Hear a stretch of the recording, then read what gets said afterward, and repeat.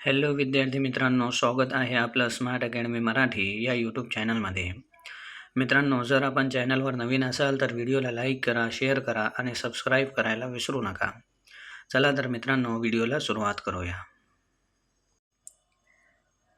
तर मित्रांनो, आज आपण या व्हिडिओमध्ये मराठी पेडॉलॉजी या विषयाचे 15 MCQ म्हणजेच PYQ बघणार आहोत. तर मित्रांनो, प्रश्न पहिला आहे, भाषा अध्यापनाचा मुख्य उद्देश कोणता? मित्रांनो, प्रश्न आपला आहे, भाषा अध्यापनाचा मुख्य उद्देश कोणता? तर पाहूया मित्रांनो. व्याकरण पाठ करणे, त्यानंतर भाषा वापरण्याची क्षमता वाढवणे, त्यानंतर फक्त कविता शिकवणे आणि परीक्षा पास करणे. तर मित्रांनो, भाषा अध्यापनाचा मुख्य उद्देश व्याकरण पाठ करणे हे नाही आहे मित्रांनो. त्यानंतर भाषा वापरण्याची क्षमता वाढवणे हा भाषा अध्यापनाचा मुख्य उद्देश आहे. तर या प्रश्नाचं उत्तर आहे मित्रांनो ऑप्शन क्रमांक बी, भाषा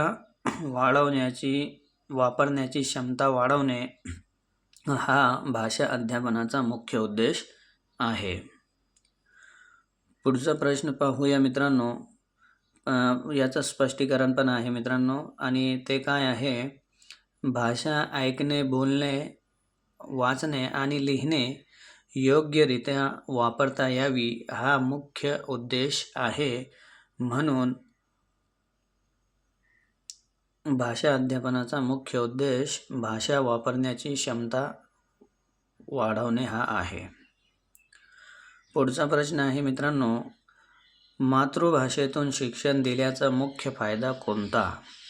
तर मातृभाषेतून शिक्षण दिल्यास मुख्य म्हणजे सर्वात जास्त फायदा कोणता होतो? तर मित्रांनो, अभ्यास कठीण होतो का? नाही मित्रांनो. समज लवकर येते, हे बरोबर आहे मित्रांनो, समज लवकर येऊ शकते.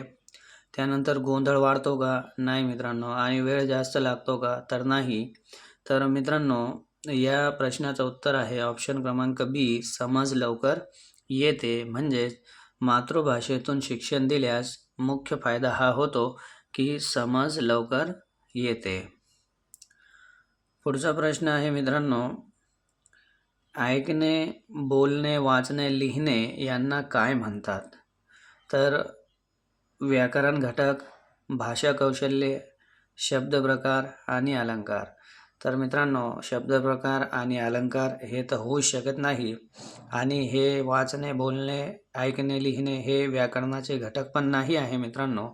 तर हे ऐकणे, बोलणे, वाचणे आणि लिहिणे हे भाषा कौशल्य आहे मित्रांनो. म्हणजेच ऑप्शन क्रमांक बी या प्रश्नाचं उत्तर आहे. पुढचा प्रश्न आहे मित्रांनो, भाषा अर्जन म्हणजे काय? आपण याच्या अगोदर एक व्हिडिओ घेतला होता मित्रांनो, भाषा अर्जन आणि भाषा अधिगमवरती. त्यामध्ये मी स्पष्टीकरणासह सगळं सांगितलेलं आहे. तरी मित्रांनो, आपण हा प्रश्न पाहूया, भाषा अर्जन म्हणजे काय? तर नियमाद्वारे भाषा शिकणे नाही मित्रांनो, हे तर भाषा अधिगम होऊन जातं. त्यानंतर नैसर्गिकरित्या भाषा शिकणे, हा मित्रांनो भाषा अर्जन म्हणजेच नैसर्गिकरित्या भाषा शिकणे म्हणजेच भाषा अर्जन. तर मित्रांनो, या प्रश्नाचं उत्तर आहे ऑप्शन क्रमांक बी, नैसर्गिकरित्या भाषा शिकणे म्हणजेच भाषा अर्जन होय. पुढचा प्रश्न आहे मित्रांनो, आता भाषा अर्जन झालं, त्यानंतर भाषा अधिगम म्हणजे काय? तर घरात भाषा शिकणे हे भाषा अर्जनचं उदाहरण आहे. खेळातून भाषा शिकणे हे पण नाही मित्रांनो. तिसरं आहे, शाळेत औपचारिक शिक्षणातून भाषा शिकणे म्हणजेच भाषा अधिगम. जी भाषा आपण शाळेत शिकतो आणि औपचारिक शिक्षणातून जी भाषा आपण शिकतो त्यालाच आपण भाषा अधिगम म्हणतो मित्रांनो. पुढचा प्रश्न आहे, बालकेंद्रित अध्यापनात कोण केंद्रस्थानी असतो? एकदम लड्डू प्रश्न आहे मित्रांनो, सोपा आहे. बालकेंद्रित अध्यापनामध्ये विद्यार्थी हाच केंद्रस्थानी असतो, कारण की शिक्षक नसतो आणि अभ्यासक्रम पण नसतो आणि परीक्षा हे पण नसते मित्रांनो. तर बालकेंद्रित अध्यापनामध्ये विद्यार्थी हा केंद्रस्थानी असतो. पुढचा प्रश्न आहे, ऐकण्याचे कौशल्य सर्वप्रथम कधी विकसित होते? तर मित्रांनो, सर्वप्रथम पहिला ऑप्शन आहे शेवटी, त्यानंतर सर्वात आधी, त्यानंतर वाचनानंतर, त्यानंतर लेखनानंतर. तर मित्रांनो, ऐकण्याचे जे कौशल्य आहे ते सर्वात आधी विकसित होतात मित्रांनो. शेवटी पण होत नाही, वाचनानंतर पण नाही आणि लेखनानंतर पण नाही. तर ऐकण्याचे कौशल्य हे सर्वात आधी विकसित होतात. ऑप्शन क्रमांक बी हा या प्रश्नाचं उत्तर आहे. पुढचा प्रश्न आहे मित्रांनो, शब्दसंग्रह वाढवण्यासाठी कोणती पद्धत योग्य आहे? तर पहिलं आहे पाठांतर, दुसरं आहे वाचन व संभाषण, तिसरं आहे शिक्षा आणि चौथा आहे परीक्षा. तर मित्रांनो, पाठांतर पण नाही, शिक्षा पण नाही आणि परीक्षा पण नाही. आणि या प्रश्नाचं उत्तर आहे ऑप्शन क्रमांक बी, वाचन व संभाषण.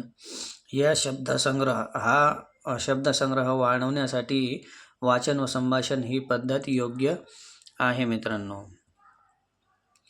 पुढचा प्रश्न आहे, व्याकरण अध्यापनासाठी कोणती पद्धत अधिक उपयुक्त आहे? तर मित्रांनो, नियम आधी सांगणे, त्यानंतर उदाहरणाद्वारे शिकवणे, त्यानंतर शिक्षा देणे आणि फक्त पाठांतर. तर मित्रांनो, फक्त पाठांतर हे पण नाही, शिक्षा देणे हे पण नाही आणि नियम आधी सांगणे हे पण नाही. तर या प्रश्नाचं उत्तर आहे ऑप्शन क्रमांक बी, उदाहरणाद्वारे शिकवणे हे या प्रश्नाचं उत्तर आहे. म्हणजेच व्याकरण अध्यापनासाठी उदाहरणाद्वारे शिकवणे ही पद्धत जी आहे मित्रांनो अधिक उपयुक्त आहे. 10वा प्रश्न आहे मित्रांनो, संवाद पद्धतीचा मुख्य उद्देश कोणता? तर लेखन सुधारणे, बोलण्याचे कौशल्य विकसित करणे, वाचन वाढवणे आणि परीक्षा घेणे. तर मित्रांनो, परीक्षा घेणे हे पण नाही आणि वाचन वाढवणे हे पण नाही आणि लेखन सुधारणे हे पण नाही. तर या प्रश्नाचं उत्तर आहे ऑप्शन क्रमांक बी, बोलण्याचे कौशल्य विकसित करणे हे संवाद पद्धतीचा मुख्य उद्देश आहे मित्रांनो. पुढचा प्रश्न आहे, कविता अध्यापनाचा मुख्य हेतू कोणता? तर कविता जे आपण अध्ययन करतो त्याचा मुख्य हेतू काय आहे? तर पाठांतर हे नाही मित्रांनो, भावनाची अभिव्यक्ती, हे या प्रश्नाचं उत्तर आहे, भावनाची अभिव्यक्ती. नियम शिकवणे हे पण नाही आणि शब्द लिहिणे हे पण नाही. तर मित्रांनो, या प्रश्नाचं उत्तर आहे ऑप्शन क्रमांक बी, भावनाची अभिव्यक्ती. पुढचा प्रश्न आहे मित्रांनो, वाचन कौशल्याचा खरा उद्देश कोणता? तर मोठ्याने वाचणे, अर्थ समजून सांगणे, चुका शोधणे आणि वेग वाढवणे. तर मित्रांनो, मोठ्याने वाचणे हा पण नाही आणि चुका शोधणे हा पण नाही आणि वेग वाढवणे हा पण नाही. तर या प्रश्नाचं उत्तर आहे ऑप्शन क्रमांक बी, अर्थ समजून वाचणे. म्हणजेच वाचन कौशल्याचा हा खरा उद्देश आहे मित्रांनो. पुढचा प्रश्न आहे मित्रांनो, सतत व सर्वकष मूल्यमापन म्हणजे CCE म्हणजे काय? तर वार्षिक परीक्षा हे तर बिलकुल नाही मित्रांनो, फक्त लेखी परीक्षा हे पण नाही आणि गृहपाठ तपासणे हे पण नाही मित्रांनो. या प्रश्नाचं उत्तर आहे ऑप्शन क्रमांक सी, सातत्याने सर्वांगीण मूल्यांकन म्हणजेच सतत व सर्वकष मूल्यमापन.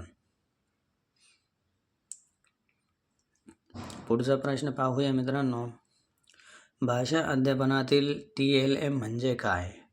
तर TLM म्हणजेच मित्रांनो चाचणी पद्धत, तर नाही मित्रांनो, चाचणी पद्धत पण नाही.